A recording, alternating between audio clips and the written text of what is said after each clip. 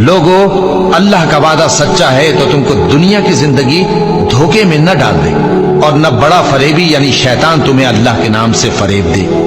शैतान तुम्हारा दुश्मन है, तुम भी उसे दुश्मन ही समझो। वो अपने पैरों के गिरोह को बुलाता है ताकि वो दोज़ख वालों में हो जाए। लोगो, अपने परवरदिगार से डरो और उस दिन का खौफ करो कि न तो बाप अपने बेटे के कुछ काम आए और न बेटा बाप के कुछ काम आ सके। बेशक अल्लाह का वादा सच्चा है, बस दुनिया की जिंदगी तुमको धोखे में न डाल दे और न वो बड़ा फरेब देने वाला शैतान तुम्हें अल्लाह के बारे में किसी तरह का फरेब दे। मोमिनो, शैतान के कदमों पर न चलना, और जो शख्स शैतान के कदमों पर चलेगा तो शैतान तो बेहयाई की बातें और बुरे काम ही बताएगा। और अगर तुम पर अल्लाह का फजल और उसकी मेहरबानी न होती तो एक शख्स भी तुम में पाक न हो सकता, मगर अल्लाह जिसको चाहता है पाक कर देता है।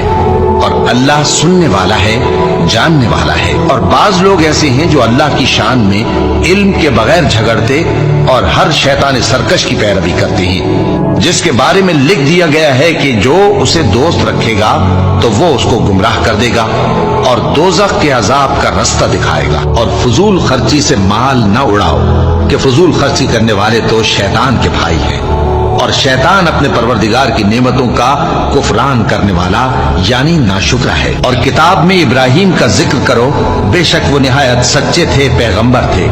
जब उन्होंने अपने बाप से कहा कि अब्बा, आप ऐसी चीजों को क्यों पूछते हैं जो न सुने और न देखें और न आपके कुछ काम आ सके। अब्बा